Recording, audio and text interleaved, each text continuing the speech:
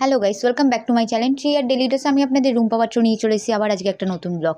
তো আজকের ব্লগে তোমাদের সবার সাথে শেয়ার করছি সরসোদা শাক কী করে করতে হয়।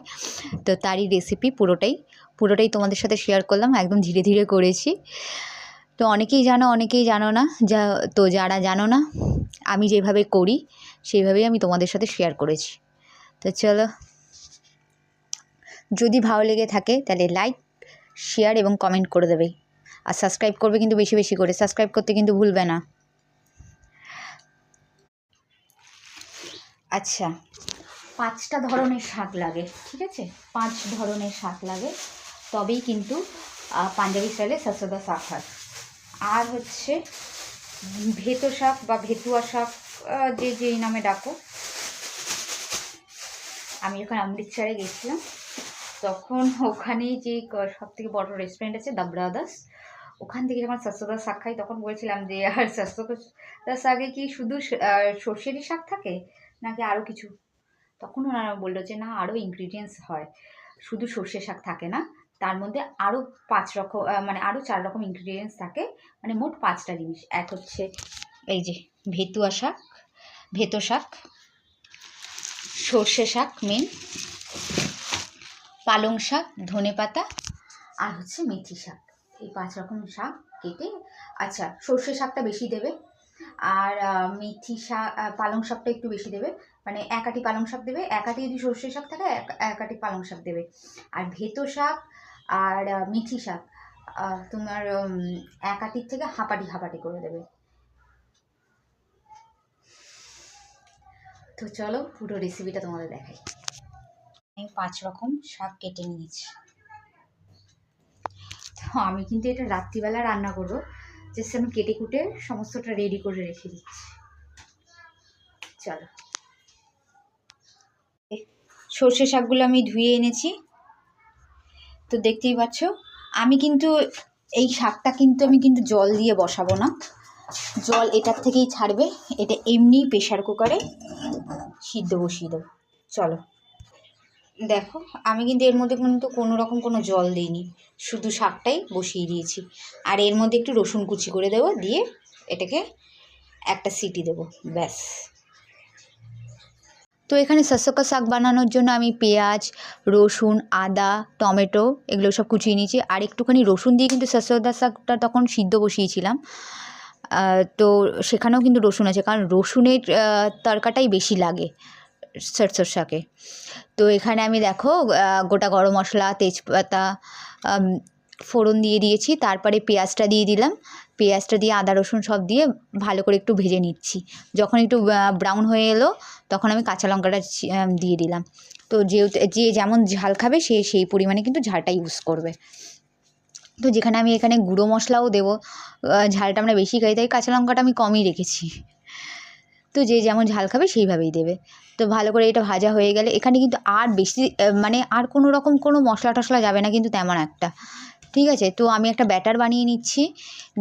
দেখো আমার এখানে মশলাটা ভাজা হয়ে গেছে, তো আমি এখানে ব্যাটারটা বানিয়ে নিয়েছি। একটু দই দিয়েছি, দইয়ের মধ্যে নুন, হলুদ, একটু লঙ্কার গুঁড়ো, কেউ যদি লঙ্কার গুঁড়ো না খাও ওটা স্কিপ করে যেতে পারো, আর একটু ধনে গুঁড়ো দিয়ে ভালো করে ব্যাটারটাকে মিক্স করে নিয়েছি। আর একটু গরম মশলা গুঁড়োও দিয়েছি, দিয়ে মিক্স করে এটা দিয়ে দিলাম।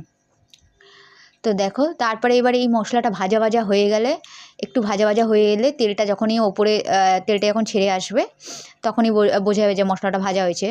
তো তখন আমি এই সরসোদা শাকটা দিয়ে দেবো, দিয়ে একেবারে ফুটিয়ে নেব। বেশি কিছু কিন্তু ঝামেলা নেই, জাস্ট সিম্পল, প্রচণ্ড সিম্পল, আর খেতে কিন্তু প্রচণ্ড টেস্টি হয়, প্রচণ্ড টেস্টি হয়। যার যারা খেয়েছো তারা জানোই। তো দেখো এখানে আমি ভালো করে এবার মশলাটাকে ভালো করে কষিয়ে নিচ্ছি।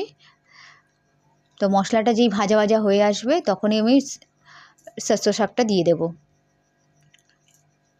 আর যেহেতু ক্যামেরাটা আমার মেয়ে করছে, বারে বারে আমার ছোটো মেয়ের আঙুলটা চলে এসেছে, ও ফোনটা ভালো করে ধরতে পারছে না, তো আঙুলটা বারে বারে চলে আসছে, তো তার জন্য সরি। তো এখানে আমি এবার সরসোঁ শাকটা দিয়ে দিয়েছি, যেটা আমি সিদ্ধ করে নিয়েছি। আমি কিন্তু শাকে কিন্তু এক ফোঁটাও জল দিইনি, কারণ সরসোঁ শাক থেকে কিন্তু জল বেরোয়। ওখানে যতই পালং শাক, মেথি শাক থাকুক না কেন, সরসোঁ শাকের থেকেই কিন্তু জলটা বেরোয়, সেটাতেই কিন্তু এটা সিদ্ধ হয়ে যায়। তো আমি আলাদা করে কিন্তু জল অ্যাড করিনি। তো দেখো এখানে এবার ভালো করে এটাকে এবার ফুটিয়ে নেব, একটুখানি ভাপিয়ে নিচ্ছি। তো দেখো এখানে হয়ে এসছে, এবার আমি বাটার দেব। অনেকটাই টেনে গেছে, তো পুরোটাই টানিয়ে দেবে, একটু পুরোটাই টেনে যাবে, আর খেতে কিন্তু দারুণ হয়েছে। তো বাটারটা দিয়ে দেবে, বাটারটা কিন্তু মাস্ট, সরষে শাকে কিন্তু বাটার মাস্ট, বাটারটা কিন্তু দেবে। এই ব্যাস। আর হ্যাঁ, অ্যাকচুয়ালি কিন্তু মাকাই কা আটা দেয়, যে আমার কাছে মাকাই কা আটা কিন্তু অ্যাভেলেবেল ছিল না, তাই জন্য আমি গুঁড়ো আটা দিয়েছি, কারণ ওটা থকা থকা হওয়ার জন্য, শাকটা গ্রেভি গ্রেভি হওয়ার জন্য মাকাই কা আটা কিন্তু ইউজ করে, ওটা কিন্তু মাস্ট। এই বাটার আর মাকাই কা আটা কিন্তু মাস্ট। যাদের কাছে আমার মতো মাকাই কা আটা থাকবে না, সে কিন্তু নর্মাল ঘরে আটার গুঁড়ো ইউজ করতে পারো, ময়দাটা দেবে না, আটার গুঁড়োটা দেবে। তারপরে আমি যখন হয়ে এলো তখন আমি একটু বেশি করে একটু বাটার কেটে দিয়ে দিলাম। তো দেখো হয়ে গেছে, ব্যাস।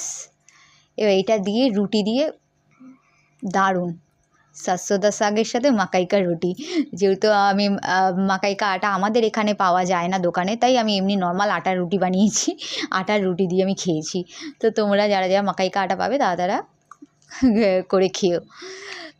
তো আমাদের মাকাই কা আটা নিতে গেলে আমাকে বড় রাস্তায় যেতে হবে বা স্পেন্সারে যেতে হবে। তো এখন যেহেতু মেয়ের পরীক্ষা, আমি বেরোচ্ছি না ঘরের বাইরে, তার জন্য।